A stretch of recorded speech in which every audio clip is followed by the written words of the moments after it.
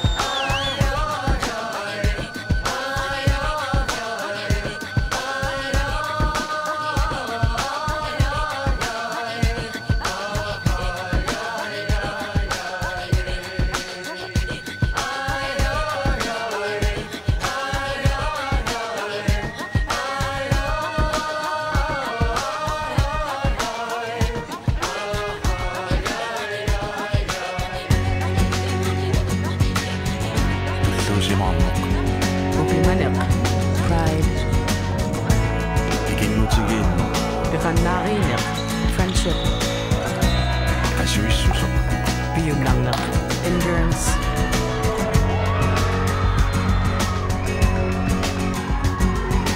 Pride. Friendship. Endurance.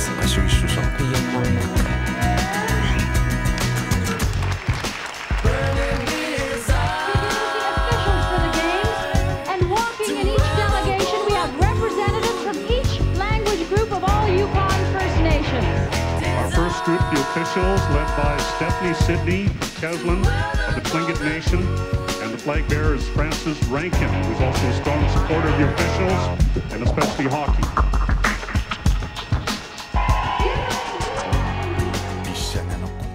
Peter Frederik, Sabatakunner Marluunnaarput Arctic Winter Games paallartinnissaanut ikiuttussani pissarsiниарнерсеqaneqingerluga уллуккигуллиит ассут улапаарфиус малуннарпоқ инуит аллаккани утертитсеқартик таккуссуутилерсут малуннарпоқ таамааттуми нуаннерсиарторпоқ эққиссинарсиарторпоқ утертитсисут амерлиартуиннарнера аллаавигалу қану намматтуни писсарсиссагунарпис тасса аллақ qaamмут уqaатигиникуап марсипа аллаққаатаани налунаарфиссақ таамаатиссаллу таава фибруар 15 яни налунаарсуинер таамаатиппарпут писсарсиарисиннаасагут наамматсиммата таамааттуммассаккут аллатторусаарпагут таккуссууттут утаққисиниитуну инисититерлуи тас пап аллаккани тут ньюссерпата таава тассани мисиссуинеқааллартиттуссаассагам пулитеқарфамми биумасақаатит ник анигуисиннаанерсут мисиссуиффигалуит таа таматумакиорна паасиссаарпа мигаати сулиа мигаатеқарнерлу тамалун наамматиссиманерлу шунукуа пулитеқарфамми сиссернеқассис тас Arctic Winter Games-ими намминерлун биумассутсими киунниссатут биумасақаатину илаагами пинерлуссимангинниссақ таамааттумик аллакканик нассиуссуинитсинни биумасақаатит марлук биумасариуут атсиорлуит аллаккуутертинеқассасут тассани уппернарсассаваат Arctic Winter Games-имут миннерпаами сапаатакуннера амалун сапаатакуннера тангерланеран 24 тимин тунниуссиссасут ааппаанилу политеқарфиммут пинерлу симанермут мисиссуисиннаанермут акуерсиссуммик атсиорлутик тунниутиссава уутсиннут таа таан массакку ингерлааруйорпоқ таамааттумик тас агуниаккарут наамматсилииппагут qanu ikiortissasi ukiumikku inissisimappat inusittuaqaaneruppat malunniit inersimaso qanu inissisimappat тааннарта оqaатигиуминаалаарпоқ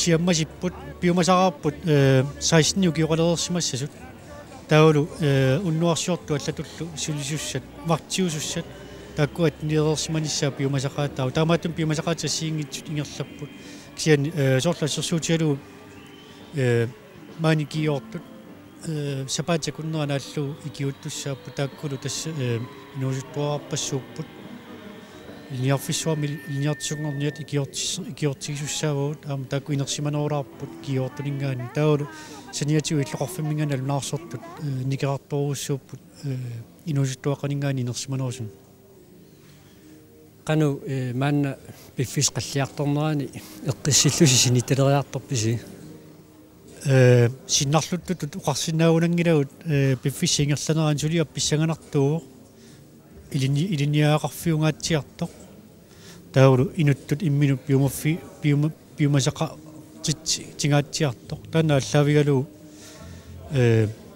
ассут нуаннерпоқ таама иматуқарсинаагилу синнарлуттарлу кисиан қаниллиарторнерaan соорнам писсаганарсиарторпо илумут агуниаарпа агуссанериппут илуатсисанериппут аама таамату исикоқарпу кисиақуянартум мисигис писсаганартаниатигут икиуттуссасуут инутту писсарсиариссаваат намминерлутик икиунниартут инуттут писсарсиақаатиингаатсиартуссааваат сулериааса алларлуиннақ калааллунаани такусимангисарпут таулу саниатиуллу икингутиннутаат нунан алланингааннерсут синериссамингааннерсут таулу нуилуани уллуинарн сулеқатигингисат наапералерлуи сулеқатигилерлуит тассуунатсигут мисилтаа алларлуиннақ мисилтарнеқарпаама нуаннерсоқ таамааттумик инуттут писсарсиақангаатсиартуссаассаппут каммалаатиннутаат сулериаасинутаа маннаму киллиффисна лилиссаукку писуссамааннертуумик туллиани тигусеққинниссамут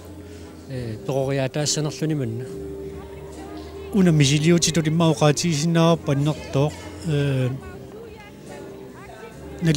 наммассиппата наллерсуилерутта тас наллингаатсиарнеқартуссаассаа илумут уут калааллуани сулиассами таамааннертутигисуми сулиассами тиусиннаанерсуут массаккорпиақ уқассагут таамат исиккоқарпо ааллартеққаратта уасоорлу кисуссааффисуссаагакку наминер пиумассутсиминни икиуттуссани писсарсиниарнеқ эққарсаатеққарсимоо инуи туусинтит писсарсиарисиннаасалерпуг кисануани qaammataaannanngortoq inuit аллатсисимас торлуннерусиннеқармат унитсиппарпут таулу аторфиссақартиттуссаассууортунаартис ниуннериуллу конгани массаку таамат усиккоқарлуни таамааттумик илаана наллииллуартуутуссау сиунissami сулиа таамааннертути сулиарисиннаанериут массаккуллу исиккуа аллаавиисуутсуу сапингиларпу аққа артиквиндакемсип налаани TV паллагаатитсарнissaaqanu иниссиннеқарпу тасса иматут иниссиппагут сапаамми соорунам таан уллутаан ааллартиффиссаани сутнианни уаликкут ааллартиссуут артиквиндакемс ааллартиффиссаани тасса писортатигортумик аммаанерсиорнеқ икани инуссивим ингерланеқартуссақ таан ааллартиссутиалу тамааттоққааннартума аллагаатсоорпут таассум саниатигут сапаликуннаарн ааллартилерсум тассани артиквиндакемс илагалу студиақартуссаагатта таана амма уннуккут сапам уннук ааллартериссоорпут такутсиффиги сарлуу тассани такутиттассагут уллууниарни писут пулаартоқарлу талу артиквиндакемсим аттуумассутилинник нунан аватанингаанни тикеқартуут илан пулаарторисарлуит оқалоқатигисарлуит уллумиумун тимерсуут такусимангисагут порнин илангутассиат тамакисииннаартарлуит таул артиквиндакемсип симут аликкусарсуиартортуниммақа эринарсортитилааттарла нипилерсортитилааттарлалу студия ингерлаттассаорпут нулатава тикераасаамерланерсаа тулуттуоқалуттууппут аллагаатитсарниссассинни оqaatsisuut аторнеқассаппут тассуугунами пингарнертут калаалоқааси аторнеқассаппут аппааттул тулу оqaasi аторнеқассаппут тасса сиуллермик пингарнерпау маан нунатсиннииттут исииннаартуссат оqaatsitiut малинаатиссаллуит аммалу аватааниттикераартут qularinginnatsu fiarnsyynikku amma takusas saminnik ujartui umarattut taakkua amma oqaatsitiut malinaatsinneqarnissaat pingarutarap tas una taansapaatikunnaat atuligassar taamanikkut kalaallis tulut oqaluffiusussaanerussaa soorunam am qallunaatut oqaluttunna ammattuisangitsornuvianglut amma qallunaat oqaluttut soorunam arlaatigu malinaatinnaqarnissaat anna aqqissuussamik piniassorput kisiatas kalaallistul takkua pisortatiortummo qaasiussaput уллоqanerulunaana аллакаатитсиссависуна минеритааллартисималериарпата тас атаасингорнэрминганна атсорсуутигарпут уллаатунгаали quleqeqqa qulimissaani аллартиттассуут соорунам уллутаан самииссуу апеқутаал qanuilinaartigu аллартиттарнерсут qanu ilinaartuul soqutiinarnerunеrsут такутитсиффииссаллу тас кисиан уллутамангиарлуунаас тааккуа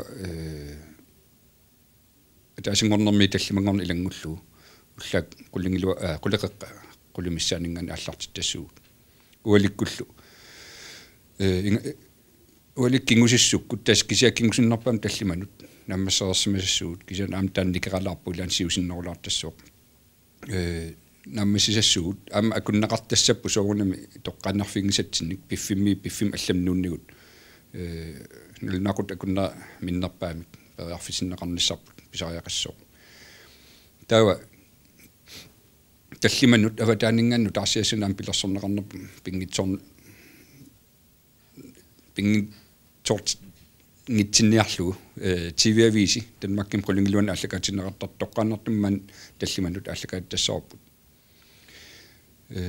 taamalereeraangutlu uut allakaatseqqittassuut katuamingaannit arfinmarlunit qulingluatungaanut tassa Arctic Winter Camps kultuurikkut aaqqisuussaanik tusarnaartitsineret ataasingormarlungorn pingasungorn sisamangornerlu am tak toqqaannarfiissuut una pingasungorn allaanerulaassuu inuustun samminerussaam tan qulinglua qaqqaningaan ingerlassuuq qulitungaanut taamatut arfinmarluningaanniit qulingluatungaan toqqaannartarnissatsinni pisariaqarpu qanerup inissiminera allangortissallu tas ataasingormarlungorner sisamangornerlu taanna qaneruuq qulingluan atsaat aallartittarnissaana atsersuutigissoorput pingasungorner tuarnaartitsineri kingusinnerusuk аллартиттуссаанера паққутиалу qaneruuq nalinginnaasum inissisimасариарассоо таллимангорнерма уннукку аама такутитассаут кингуссуккут тассанакатаарнерсиорнеқ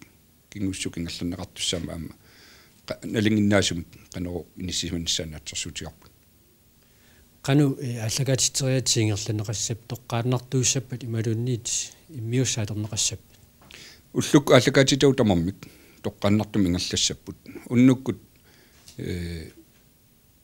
орфинмарлунинган qulingluatungaan тусарнаартитсинерат тамам тоққааннартум ингерлассаппут qulеқеққанингаанниит студиаминга аллакаатсернассуу тоққааннартууссаппут кисианни акоорлугит порникканик уллумиуммат фиансунук такут симангисатсинник тимерсуутиник илагмутассиффиги утигисарлугит тас тамангиам тоққааннартум ингерланнеқассаппут уннукку тааккуа илагмутассиат кисим порнигааллик инуппаалунгаатсиаат таамаалли суллитаақассаппут тимерсорнерма атсаатаама аннертутисумик аллакаатитиуссангмунгуатсиарунерасса суу инуппаалуссуугут аама маани инуттуунаа мангиммата соорунам аватаанингаанни икиортиссатсин тикистиссуу арлалиссуорник нунатсин тивеқарфиннингаанни аамалу сиорнтиумаан аторфеқарникут атаасиаккаат маанг тикисиортортаақассугут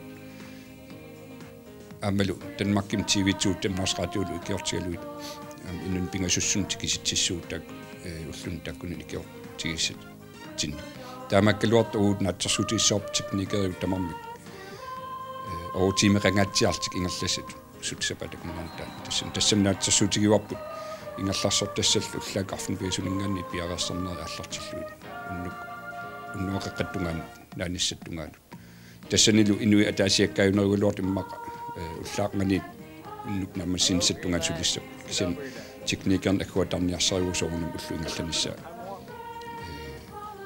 тамарсуат уллаақарфин пиасунингааннуаққаттунгаан сулиуаннаалуарут qasulagut antartisaqarlinnaanassu tiatas sullisiнгатсартуссаа атсаатаама аннертутисимугу ам пеқатааффисатсинник тивик аллакаатитсеқассоо тимерсорник культуриккуллу имилланеқартуссу силаписсутигалугу пилерсаарутит аллангуатаарниссаақану силлимаффиинеқарпа соорунам силаписсутигалу пилерсаарут аллангус саппата аллангортитсуу таам кисианни силамиттуни тимерсуутиник тоққаннагассатсин аннертум пеқингла мааннак кумут пингасут иккуникуу тассаакуа такисум арпаннерит такисум сисунерит аслииппассуарн писариақартитсут тааккуа тикиссиннаангилагут таамааттумик мааннаккум иккуникуусагут укуунеруппут апутсисиутин кам палерлуни арпалиуннеқ наатсумут тарриннатик наатсум арпаннерит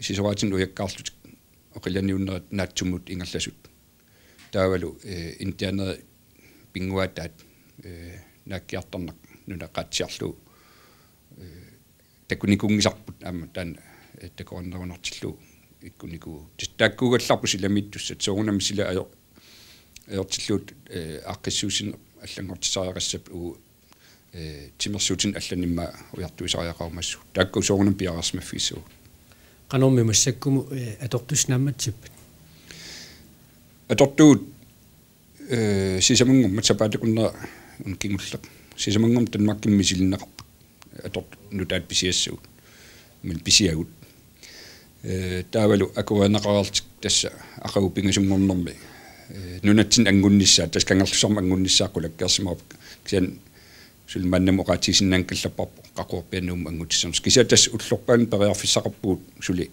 uunammitsinnerta ilinniarluillu misiltarnissaat amma soorunami suliarannittut aggiusisussaaput uutsin ilitsersuiartortik atortussuun naammatsittut oqaatiisariaqarpu taam imalun atortussat annertussusiat allaavigalu ukupilersaarutingerlappu taamattum naammattut oqaatiisariaqarpu канааллаамерлангиккалуит эқалунуқартуссааппаама унаммеқатаариарторлутик эқалунни писуссат тааккоқану мангаани такусақарфииссагут эқалун писуснаатсерсуутигаут канатармиу аллакаатитаатигут тасса игалаақ ималун North Beach таак арлаатигут такусақарфиумаарлутигит киан уунамминне ангалатитсингкалуарта таакин пеқатаус илаанник тас маани илиннаарторисат илаатни пилерсориартуссаагаллартиллу асилиимнассартиссарпут таа уллуунераннаммине сунгиффеқарнэрминни калаал пеқатаас малиннаффиилаарлу ассилиартус тассаппут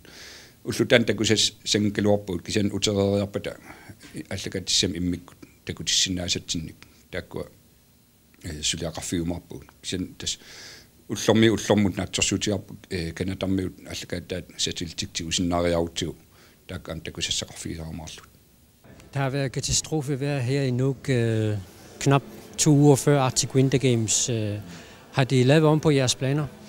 Nej, der er ikke noget, der er blevet lavet om. Vi har måttet flygte Langelandsstadion ind fra Niaqornangur ind til Ravnedalen, fordi at der nu viser sig, at der er mest sne derinde.